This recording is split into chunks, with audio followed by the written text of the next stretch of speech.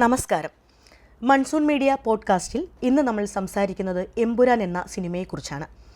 സിനിമയ്ക്ക് സമ്മിശ്ര പ്രതികരണങ്ങളാണ് ആദ്യ ദിവസം മുതൽ ലഭിച്ചിരുന്നുവെങ്കിലും ബോക്സ് ഓഫീസിൽ വമ്പൻ കളക്ഷൻ നേടി മുന്നേറുകയാണ്. ബോക്സ് ഓഫീസിന് മാത്രമല്ല എമ്പുരാൻ തീപിടിപ്പിച്ചത്, ശക്തമായ രാഷ്ട്രീയ ചർച്ചകൾക്ക് കൂടെയാണ്. ചിത്രത്തിന്റെ ഉള്ളടക്കത്തിനോടുള്ള പ്രതിഷേധവുമായി തീവ്ര വലതുപക്ഷ നേതാക്കളും അണികളും മുന്നോട്ട് വരികയും സൈബർ ആക്രമണങ്ങളും ഒടുവിൽ 17 ഭാഗങ്ങൾ കട്ട് ചെയ്തുകൊണ്ട് തിയേറ്ററിൽ പുതിയ പതിപ്പ് വരുന്ന സാഹചര്യമാണ്. ഈ പ്രതിഷേധത്തെ തുടർന്ന് നിർമ്മാതാക്കൾ തന്നെ ആവശ്യപ്പെട്ടിട്ടാണ് ഈ കട്ടുകൾ എന്നതുകൂടെയുണ്ട്. ശരിക്കും ഈ വിവാദത്തിലേക്ക് നയിക്കുന്ന കാര്യങ്ങൾ എന്തൊക്കെയാണ്? എന്താണ് സംഭവിച്ചത്? 2002 ഗുജറാത്ത് കലാപവും തുടർന്ന സംഭവങ്ങളും പറഞ്ഞുകൊണ്ടാണ് ഈ ചിത്രം ആരംഭിക്കുന്നത്. വലതുപക്ഷം അധികാരത്തിലേക്ക് എത്തുന്നതിന് ഇത് കാരണമായി എന്നും സിനിമ ചർച്ച ചെയ്യുന്നു. കേരളത്തിൽ സജീവ രാഷ്ട്രീയ പാർട്ടികളെ അവരുടെ നയങ്ങളെയും നിലപാടുകളെയും പരിഹസിക്കുകയും വിമർശിക്കുകയും ചെയ്യുന്ന സമയത്തും ഗുജറാത്ത് കലാപവുമായി ബന്ധപ്പെട്ട വിഷയങ്ങളാണ് പ്രധാനമായും ചർച്ച ചെയ്യപ്പെട്ടത്.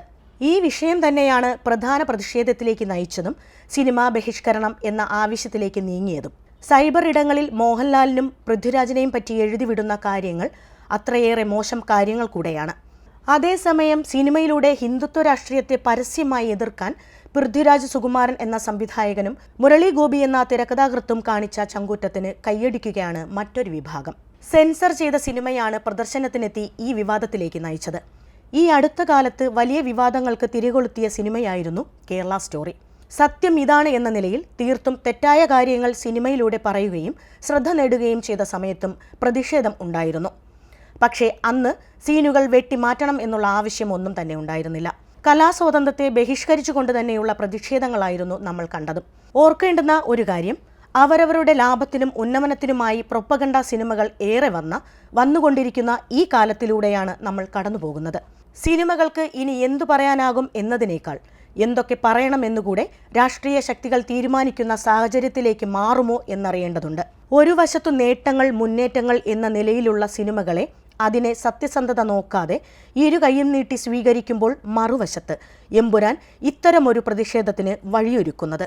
ഈ പ്രതിഷേധങ്ങൾക്കിടയിൽ മോഹൻലാലിന്റെ ഫേസ്ബുക്ക് പോസ്റ്റ് ഇങ്ങനെയാണ്: ഒരു കലാകാരൻ എന്ന നിലയിൽ എൻ്റെ ഒരു സിനിമയും ഏതെങ്കിലും രാഷ്ട്രീയ പ്രസ്ഥാനത്തോടോ ആശയത്തോടോ മതവിഭാഗത്തോടോ വിദ്വേഷം പുലർത്തുന്നില്ല എന്ന് ഉറപ്പുവരുത്തേണ്ടത് എൻ്റെ കടമയാണ്. അതുകൊണ്ട് തന്നെ എൻ്റെ പ്രിയപ്പെട്ടവർക്കുണ്ടായ മനോവിഷമത്തിൽ എനിക്കും എമ്പുരാൻ ടീമിനും ആത്മാർത്ഥമായ ഖേദമുണ്ട്. ഒപ്പം അതിൻ്റെ ഉത്തരവാദിത്വം സിനിമയ്ക്ക് പിന്നിൽ പ്രവർത്തിച്ച ഞങ്ങൾ എല്ലാവരുടേതുമാണ് എന്ന തിരിച്ചറിവോടെ അത്തരം വിഷയങ്ങളെ നിർബന്ധമായും സിനിമയിൽ നിന്നും നീക്കം ചെയ്യാൻ ഞങ്ങൾ ഒരുമിച്ച് തീരുമാനിച്ചു കഴിഞ്ഞു. ഇതാണ് പുതിയ പോസ്റ്റ്. പ്രതിഷേധങ്ങളിലൊന്നും അടിപതറാതെ കൂടുതൽ ഷോയുമായി മുന്നേറുകയാണ് ചിത്രം. തിയേറ്ററുകളെല്ലാം നിറഞ്ഞു കവിയുന്ന അവസ്ഥ. കൂടുതൽ ഷോ ആഡ് ചെയ്തു. സിനിമയുടെയും രാഷ്ട്രീയത്തിൻ്റെയും ഈ പോരാട്ടം ഒരു പുതിയ ചർച്ചയ്ക്കാണ് വഴിയൊരുക്കുന്നത്. സിനിമയും കലയും അതിൻ്റെ സ്വാതന്ത്ര്യം സംരക്ഷിക്കേണ്ടതില്ലേ? എന്താണ് നിങ്ങളുടെ അഭിപ്രായം? ഇനിയുള്ള കാലത്ത് ഇന്ന കാര്യങ്ങൾ മാത്രം പറഞ്ഞാൽ മതി എന്ന അവസ്ഥയിലേക്ക് സിനിമ മാറുമോ?